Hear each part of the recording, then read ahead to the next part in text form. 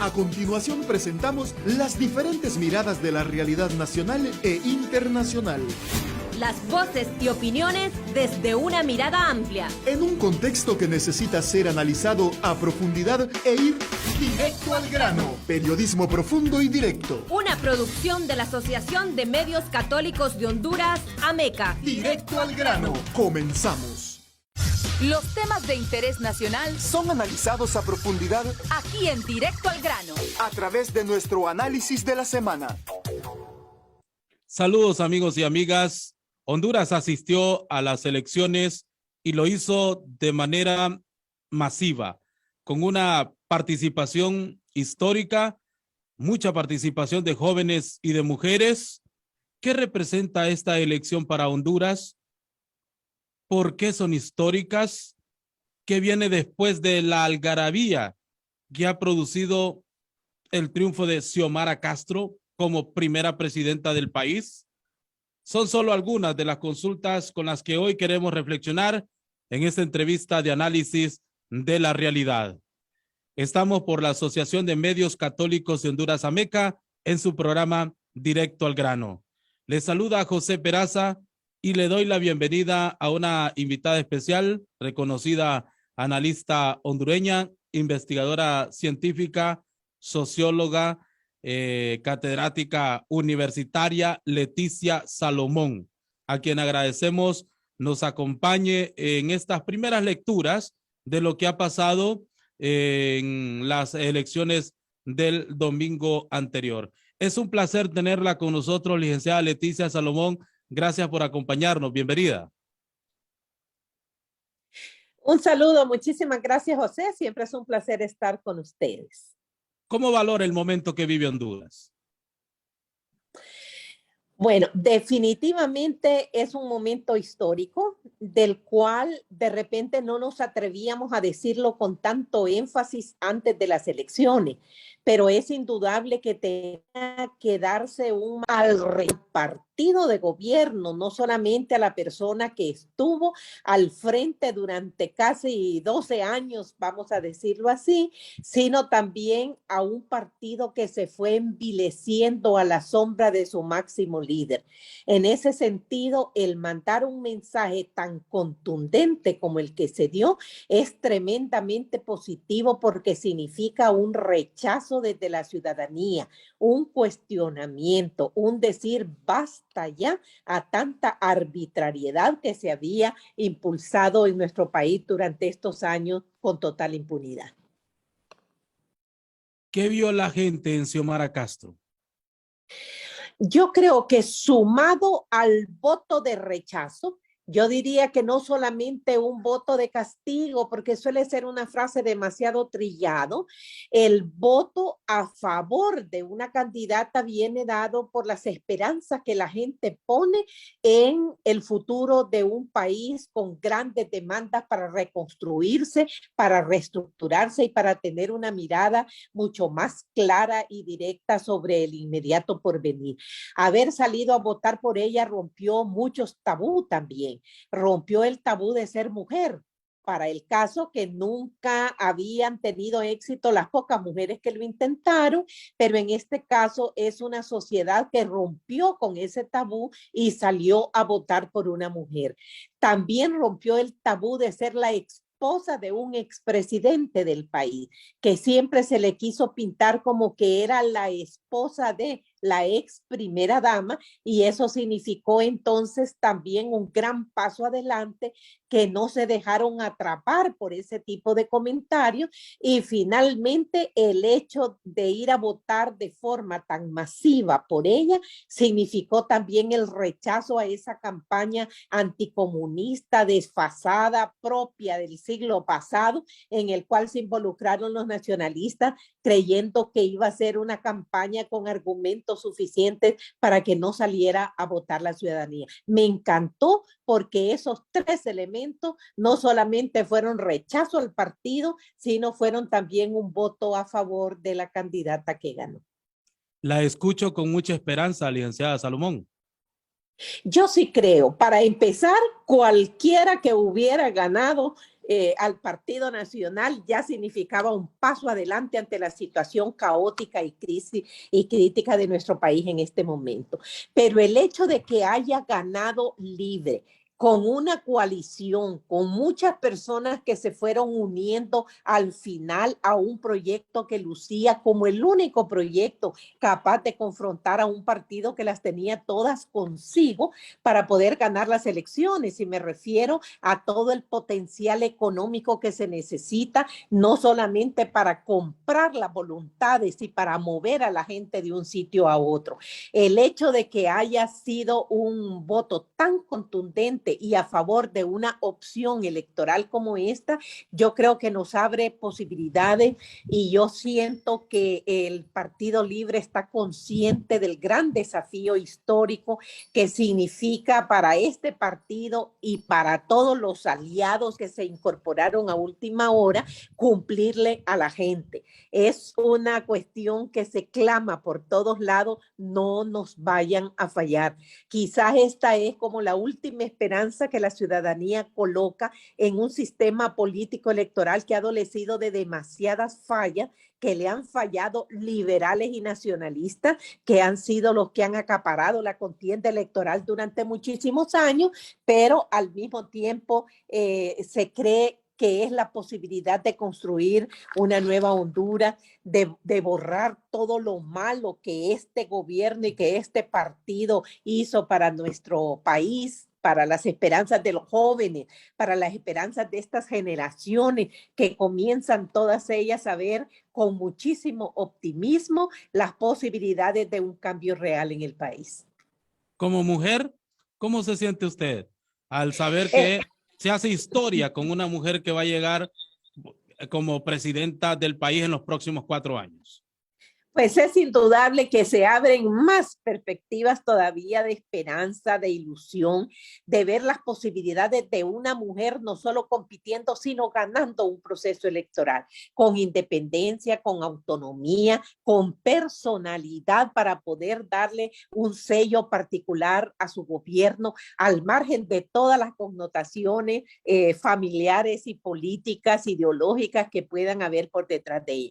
Realmente es momento histórico, se abre un mundo de posibilidades, y de la pausa, el cuidado y la gran responsabilidad con que se vaya asumiendo el cumplimiento de las promesas electorales y sobre todo satisfacer lo que la gente necesita en este momento para que el país cambie y deje de ser el país que tanta vergüenza nos ha ocasionado a nivel nacional y a nivel internacional. Ella tiene todas las cualidades y estoy segura que sabrá hacer un excelente gobierno en esta coyuntura actual. En sus declaraciones o discurso de autoproclamación como presidenta electa la noche de las elecciones, Xiomara Castro propuso formar un gobierno de reconciliación, paz y justicia. ¿Cómo concebir eso? Bueno, la verdad que es muy atinado el ofrecimiento. Vamos a ver. ¿Por qué? Porque hasta este momento el Partido Nacional impulsó una campaña de total polarización de la sociedad. Y eso significa entonces, ustedes son los malos, nosotros somos los buenos. Y esa línea que separa a estos dos partidos, vamos a decirlo así, en particular al Partido Nacional, esa línea que los separa es una línea peligrosa, porque puede dar paso a una fisura y polarización constante en los próximos 4 años, lo que significa que sería muy difícil impulsar los cambios que el país necesita. El hecho de abrir las puertas a un proceso de reconciliación es una excelente oferta, es una buena propuesta, y en este sentido se abren las posibilidades para que nadie se sienta excluido de un proceso de cambio en el que tienen que participar todos. ¿Cuál fue el mensaje que envió la ciudadanía al Partido Liberal y al Partido Nacional? Eso fue, pienso yo, el mensaje más claro y contundente. Es decir, son partidos políticos que se acostumbraron a un estilo de hacer política totalmente amañado, fraudulento, de arreglos bajo la mesa, de no importarle lo que la gente pudiera pensar, de violar el Estado de Derecho, de violar procedimientos. Es una cosa realmente inconcebible la situación a la que habían llegado ambos partidos políticos, que fueron los pilares que tradicionalmente soportaron el sistema político en el país. Ya el Partido Nacional había recibido lo que se merecía por haber participado de forma tan directa en el golpe de Estado del 2009. En todas las elecciones quedó totalmente marginado y la cantidad de votos que va sacando es una cantidad demasiado pequeña. Dejó de ser el Partido Liberal, aquel partido de masas que arrastraba a la gente, que entusiasmaba a la juventud para que votaran por ello. Y esa misma población que antes podía estar dispuesta a votar por el Partido Liberal, han visto en la opción de Libre una mayor posibilidad de impulsar un proyecto que pudiera cumplir con lo que se necesita en este momento. Igual, el Partido Nacional no solo recibió un rechazo, sino que recibió múltiples bofetadas de la ciudadanía. Y eso lo podemos ver en resultados concretos, no solamente en la forma, la cantidad porcentual y total en que la actual presidenta electa ganó las elecciones, sino también la forma en que se ganó en San Pedro Sula, la forma en que se ganó en Tegucigalpa. Es decir, cómo salió la gente a ejercer su derecho al voto para decirle al Partido Nacional basta ya.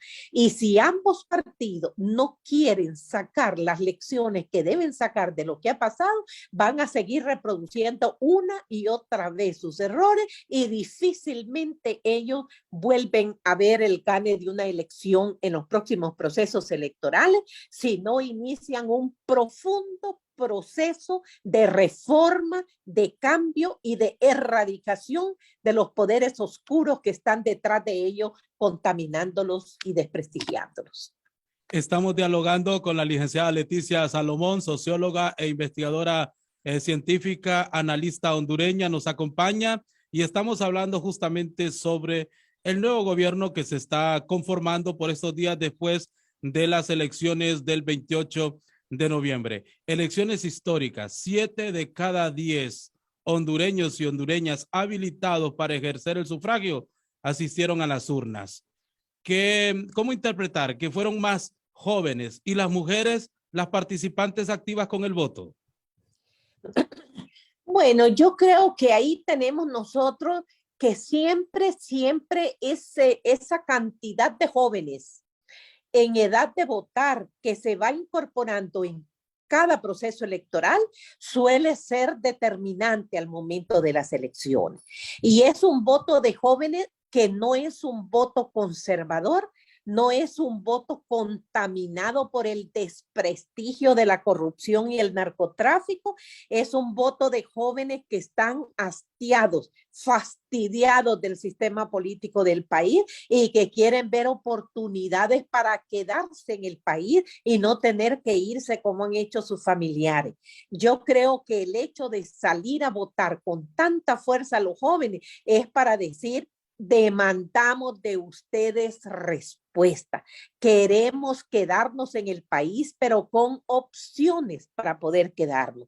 Y en el caso de las mujeres, pues una situación similar. Las mujeres tradicionalmente marginadas, de repente le aparece la posibilidad de una mujer candidata a la presidencia con propuestas que tienen que ver directamente no solo con su condición de mujer, sino de ama de casa, de jefa del hogar, que han enfrentado directamente las consecuencias de malísimos gobiernos, de pésimos gobiernos y que han arrastrado consigo las consecuencias de la corrupción y el narcotráfico que ha corroído a este gobierno en su casi totalidad. Bien, la gente está celebrando, muchos sectores están celebrando y usted lo decía en uno de sus artículos recientes, hay razones para hacerlo. Pero, ¿qué prioridades debe marcar este gobierno? ¿Cuáles deben ser una vez asuma el poder el 27 de enero? Estamos hablando justamente de la presidenta electa, porque todavía lo del Congreso es una situación que no se termina de definir seguramente en los próximos días, pero lo de la presidenta, por supuesto, es un acto ya consumado en el país. ¿Cuáles deben ser las prioridades de el gobierno de Xiomara Castro? Bueno, yo creo que lo más difícil que tiene en este momento es cómo pasar de la euforia derivada de los resultados electorales a estructurar una estrategia para los próximos 100 días. Es lo usual, se establecen 100 días para decirle vamos a ver qué es lo que quiere hacer, en qué posición está y a qué aspectos le va a dar prioridad a su gobierno. Por eso es que los 100 días se convierten en un elemento determinante para ver los mensajes que va a mandar desde la presidencia de la República. Yo creo que este es un excelente tema de sacarlo, porque aunque no se sepa qué va a pasar en el Congreso Nacional, ella tiene la total fuerza para mandar proyectos de ley al Congreso, sea para derogar algunas leyes nefastas que fueron aprobadas por el anterior gobierno, vamos a decir, por el anterior partido que estaba controlando no solamente el Ejecutivo, sino también el Legislativo y el Judicial, y vamos a ver entonces cómo reaccionan estos poderes del Estado ante esas iniciativas contundentes que pueden venir de ella. Son tantas las cosas que de repente uno dice, bueno, hay que decir cuáles son las 3 o 5, no digamos las 30 cosas que debe hacer este gobierno ahora mismo para entrar con propuestas contundentes. Es bastante difícil porque prácticamente es desmontar toda la perversión del Estado que montó este señor que está en la presidencia y que vamos a decir nosotros que trae consigo una serie de exigencias tremendas. Por un lado, estar claro qué se quiere, cómo se va a hacer, con quién se va a hacer y en cuánto tiempo. Yo creo que estos elementos son fundamentales al momento de decidir por dónde empezamos. Porque cualquiera puede decir, bueno, empecemos por las vacunas, porque eso se está poniendo terrible, pero otro le puede decir, empecemos por generar empleo, empecemos por darle oportunidad a la gente para que no se vaya, empecemos por reestructurar el Estado de Derecho, empecemos y por esa vía podemos ver que inclusive usted junta un grupo de personas, analistas, estudiosas de lo que pasa en el país y será una lista enorme la que se le va a presentar. Pero yo creo que en ese sentido, si tiene a su grupo ya trabajando en las propuestas concretas, es un paso adelante. ¿Qué va a responder el Congreso en lo que le competa a ellos? Esa es otra historia. Y yo creo que todos debemos estar listos para ver qué tipo de respuesta va a dar el Congreso, muy en particular el Partido Nacional y el Partido Liberal, que siempre ha sido el socio menor y subordinado del Partido Nacional. ¿Qué papel va a jugar el Partido Liberal, que siempre ha argumentado que en aras de la gobernabilidad se ponen de acuerdo con el Partido Nacional para impulsar una serie de reformas y políticas vergonzosas para el país? Es de estar muy atento a ver cuál va a ser la reacción de los dos partidos. Uno del Partido Nacional generando como siempre sus alianzas con los pequeños y viendo las posibilidades de mandar algún tipo de contundencia que no va a ser tan igual a la que ejercía el presidente actual en el país, porque no van a contar con los recursos propios con los cuales se les compraba el voto a los diputados en el Congreso. Este es un elemento clave, porque antes era fácil. Se disponía de un enorme baúl lleno de dinero para comprar a los diputados y que pudieran votar a favor o en contra de una ley. Ya eso no va a ser posible ahora y el Poder Legislativo solamente va a contar con sus propios recursos, que a la hora de la hora no son muchos como para empezar a realizar compras masivas como se hacían antes. ¿Cómo le iría a Honduras con un Congreso en manos de la coalición de partidos que llevó a Xiomara a la silla presidencial? Bueno, yo creo que el hecho de que sea coalición ya es muy positivo. ¿Por qué? A la larga, siempre genera problemas el hecho de que el control del poder ejecutivo controle el poder legislativo también. Y esos problemas se derivan del hecho de tener un control casi absoluto sobre las decisiones políticas sin nadie que se atreva a cuestionarlo. En ese sentido, al ser una coalición, significa que se han juntado diversos intereses que pueden actuar a la hora de la hora como grandes mediadores, neutralizadores o fieles de la balanza para tomar las mejores decisiones que el país necesita en un momento coyuntural. Yo veo muy positiva la posibilidad de que sumados todos estos partiditos que se incluyeron en la coalición de cara a las elecciones puedan llegar a tener mayoría. Pero es indudable que va a ser una mayoría un tanto inestable, pero mayoría al fin que puede llegar a ejercer un excelente poder para ser consecuentes con los cambios que el país necesita en este momento. Bien, me gustaría escuchar su valoración sobre el comportamiento de los candidatos perdedores 24 horas después de que se autoproclamaran, de acuerdo a sus resultados, ganadora Xiomara Castro. 24 horas después reconoce su triunfo Yanni Rosenthal, pero 48 horas después lo reconoce el candidato del Partido Nacional, Narri Tito Afura, que asistió a la casa de la candidata o ahora presidenta electa Xiomara Castro. ¿Cómo usted valora las reacciones de los contrincantes en estas elecciones? Bueno, yo creo que de ambos, al que le costó más tomar esa decisión fue el candidato del Partido Nacional. Es indudable que ese candidato resultó tan apabullado como su mismo partido al conocer los resultados de una elección que ellos creían que la tenían en la mano, que iban a ganar, que aunque quizás no ganaran con tantos votos, pero ellos consideraban que podían ganar las elecciones, que las iban a ganar a nivel presidencial, a nivel de las ciudades más importantes del país y al nivel también de diputación. Entonces yo siento que el golpe que recibió el Partido Nacional fue tal que quedaron apabullados y que no podían creerlo. Pensaron que a última hora todavía podían hacer algo que frenara esos porcentajes o que le diera un giro, como le dio al actual mandatario con el fraude del 2017. Pero nosotros podemos observar que eso no ocurrió. Por eso es que debe haber sido objeto de muchísimo análisis y han de haber llegado a la conclusión que no solo por una necesidad de país o por una tradición de las prácticas electorales, sino también para no desmejorar más el papel desmejorado con que salieron de las elecciones, decidieron que el candidato reconociera el triunfo de Xiomara Castro. Yo creo que ese fue lo más difícil.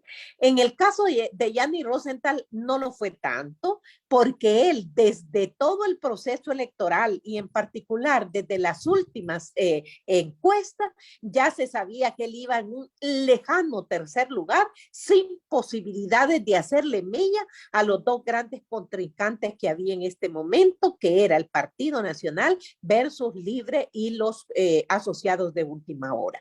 En ese sentido, que saliera Yanni, pues no es asombroso, no le ha de haber costado mucho. Fue consecuente con la tradición electoral, pero no así con el candidato del Partido Nacional, que era un candidato de partido. Es decir, no era una persona que debía decidir, sino que fue una decisión de partido. El hecho de decir, bueno, ya no podemos hacer nada, ya no podemos revertir la situación, hay que reconocer el triunfo y veamos cómo seguimos adelante. ¿Qué papel debe jugar la comunidad internacional con este cambio de gobierno? Bueno, yo creo que la comunidad internacional debe estar clara que este es un país deshecho, este es un país quebrado, deformado, avergonzado.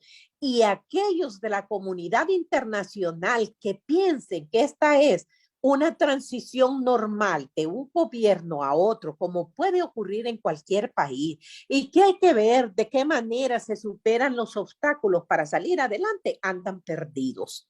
Andan perdidos porque el país está mal, está muy mal.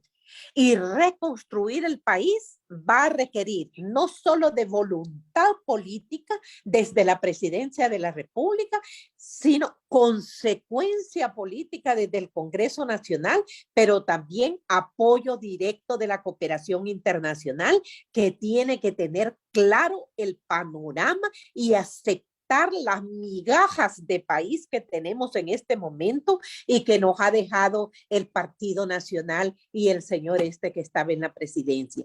Al asumir que es un país destruido, es de pensar entonces cuáles son las prioridades nacionales, que perfectamente lo está construyendo la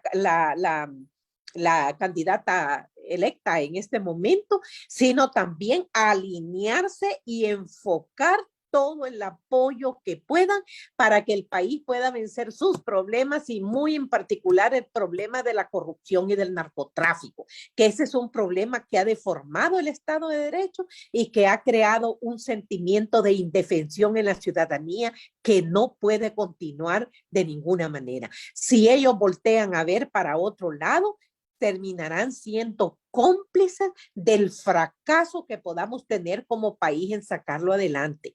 Este es un país que recibe el nuevo gobierno prácticamente en la bancarrota. Están comprometidas las siguientes generaciones a pagar deuda y pagar deuda constantemente, y ahí es donde vamos a ver el papel de la comunidad cuando empiecen a hacerse propuestas para readecuar deudas, para sacar préstamos frescos, para ver cómo se revitaliza en un gobierno que puede generar mucha mayor confiabilidad que el anterior, del cual se sabía que préstamo que sacaba, un buen porcentaje se iba a bolsillos particulares por la corrupción. Y cerramos esta entrevista, licenciada Leticia Salomón, consultándole quién ganó y quién perdió en las elecciones 2021. Bueno, yo siento que perdió el sistema de partidos tradicionales en nuestro país. Esos son los perdedores por excelencia. Y si no son capaces de asumir su papel como perdedores, no van a ser capaces de reformarse y de presentar una verdadera alternativa fresca, novedosa y consecuente en las próximas elecciones en nuestro país. Yo creo que en ese sentido podemos decir que perdieron todos los que hicieron una apuesta para convertirse en socios y cómplices del actual gobernante y su camarilla. Yo creo que este es un punto porque muchos se lanzaron con el entusiasmo de hacer negocio rápido, de ganar cuantiosas cantidades de dinero sin que les costara un centavo, de burlarse de las necesidades de la gente, desviando dinero que debía ir a satisfacer las necesidades básicas y desviándolo a los bolsillos particulares de ese montón de cómplices que existían en este gobierno. Todos ellos son perdedores. Y es perdedora la empresa privada conservadora que también se alió con este mandatario y que salió gananciosa de esa alianza. Perdieron los dueños de los medios de comunicación corporativos, aunque a última hora hayan tratado de mantener distancia, pero también perdieron porque no va a ser tan fácil ahora seguir haciendo los grandes negocios a costa del pueblo como ha ocurrido hasta ahora.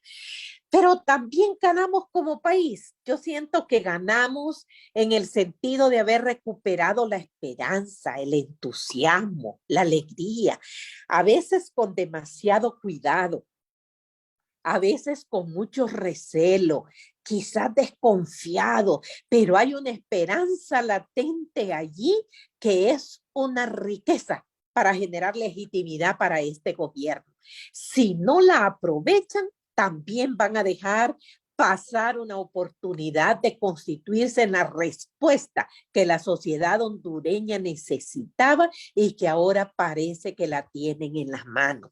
Por supuesto, perdieron perdieron esos aliados de las iglesias, en particular las iglesias evangélicas, que de forma vergonzosa se aliaron con este gobierno, que aceptaron puestos públicos, que juntaron política con religión, que manipularon el Estado para que perdiera su condición laica y que utilizaban el fervor de la gente para encauzarlo, tanto para favorecer al mandatario como para quedarse callado ante las picardías que estos estaban haciendo. También salieron perdiendo los militares. Yo creo que esta es una institución que perdió mucho del glamour, de la imagen, que tuvo la oportunidad de reconstruir para el país, pero desde el golpe de Estado quedaron muy mal y siguieron todavía con este gobierno. Me atrevería a decir con los 12 años de los dos, de los dos presidentes que ha tenido el país y que se convirtieron en cómplices, en brazo armado de un proyecto político de una persona y de un partido. Y en ese sentido dejaron lo que dice la Constitución de la República de ser una institución apolítica, obediente y no deliberante, y se convirtieron exactamente en todo lo contrario. Trataron de salir gananciosos como institución y como personas que recibieron los beneficios de tener un socio que distribuía plata a mano llena para ganarse el aplauso, la simpatía o la cobertura de una institución armada como esta. Muy agradecidos por su análisis, por su aporte, licenciada Leticia Salomón. Siempre es un placer tenerla con nosotros y escuchar pues sus valoraciones del país, de las coyunturas políticas y sociales que vive Honduras. Muchísimas gracias. Gracias por sus aportes, licenciada. Cómo no, un gusto, sí, un placer. Gracias. Ella es la licenciada Leticia Salomón, es socióloga, investigadora científica, analista e invitada en esta entrevista de análisis de la realidad. Vamos a escuchar a continuación la reflexión bíblica a la luz del Evangelio, el tema que hoy hemos tratado en este espacio de análisis de la realidad de su programa Directo al Grano por la Asociación de Medios Católicos de Honduras, AMECA. Porque no podemos quedarnos callados ante tantas injusticias. En Directo al Grano iluminamos la realidad nacional a la luz del Evangelio.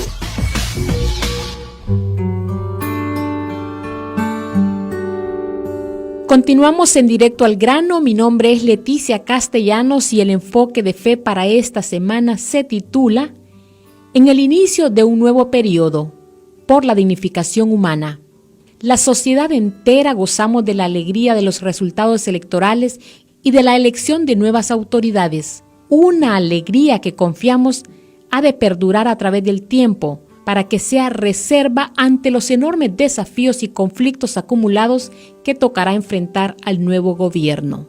El triunfo más grande fue del pueblo, y este triunfo se lo entrega tal cual a la nueva presidenta. Y este pueblo dejó un mensaje muy claro y diáfano.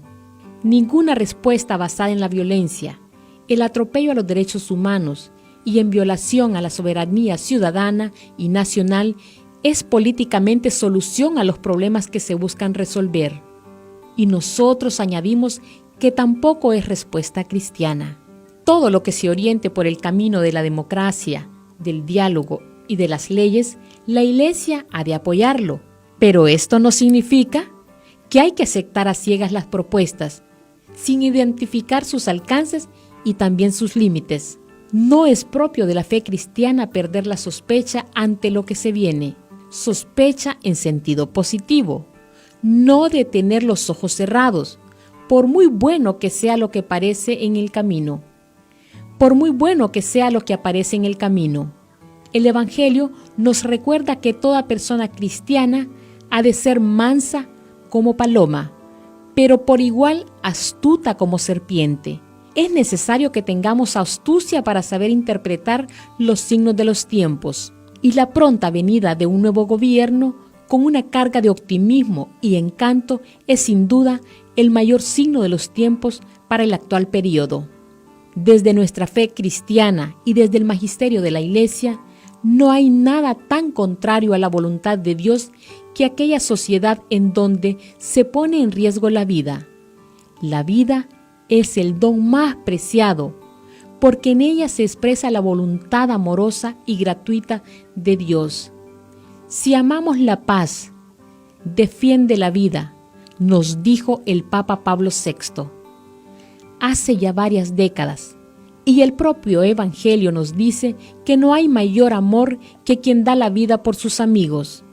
Y ese amor entregado a plenitud se expresó en Jesús de Nazaret, quien dijo que el amor no se detiene en amar a los amigos, sino que ha de expresarse en amar universalmente, incluso a los enemigos, a partir de la verdad, porque ella, la verdad, nos hará libres. En Honduras se abre un nuevo tiempo, y aunque todavía no hay nada hecho, porque ni siquiera el gobierno ha asumido su función, la sociedad experimenta que algo en su vida se ha descargado y que muchas energías positivas invaden la vida. Es cierto que no tenemos para nada resuelta la crisis, pero en nuestro corazón algo ha cambiado y esta actitud tendrá mucho que aportar para que los cambios que todos esperamos se hagan realidad. ¿Qué nos deja de lección esta masiva asistencia de la sociedad a depositar un voto? Que la gente espera respuesta de soluciones a partir de las escuchas a las voces diversas del país.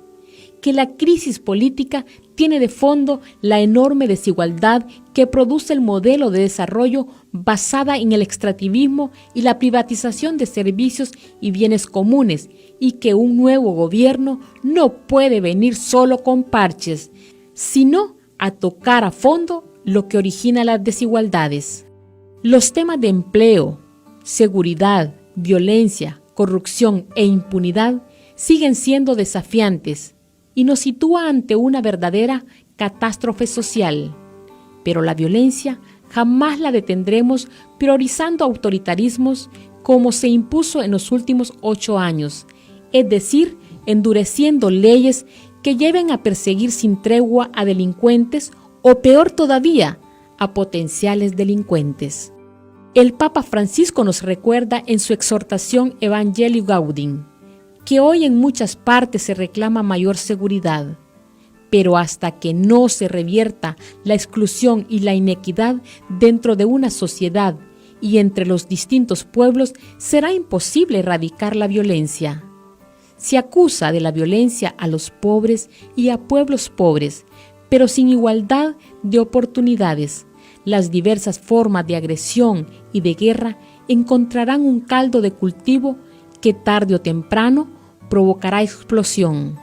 Número 59. Exhortación apostólica, la alegría del Evangelio.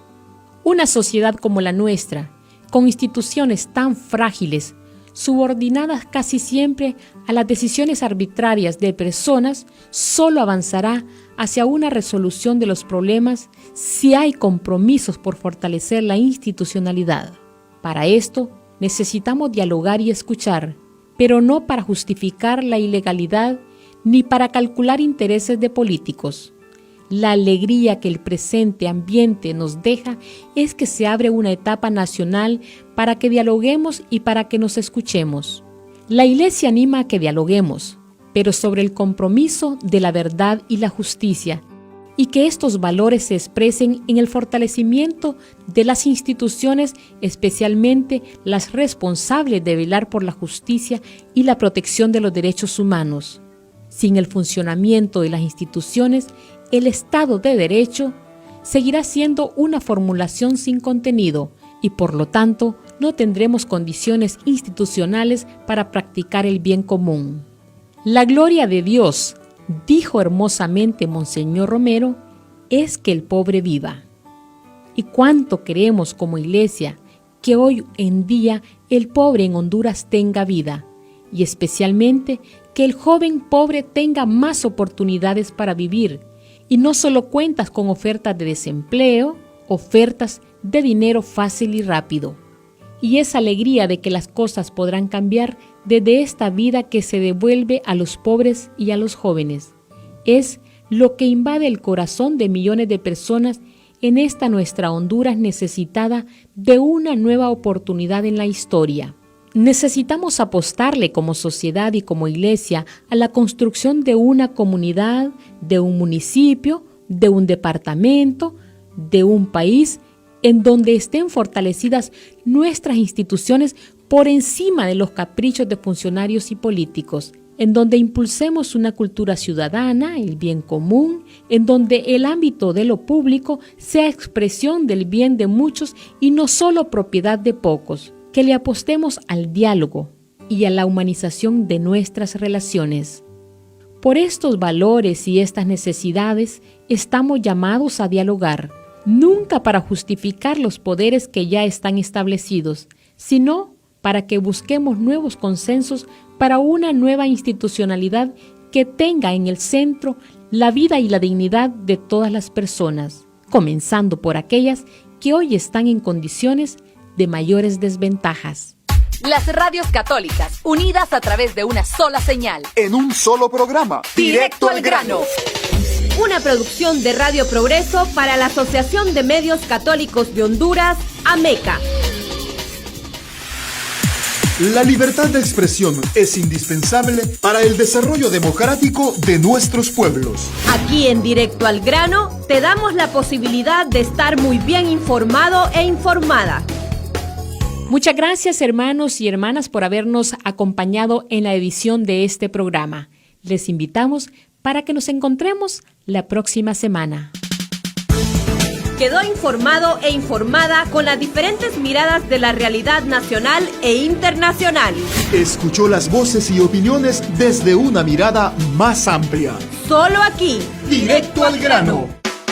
Periodismo profundo y directo. Una producción de la Asociación de Medios Católicos de Honduras, AMECA. Hasta un siguiente programa.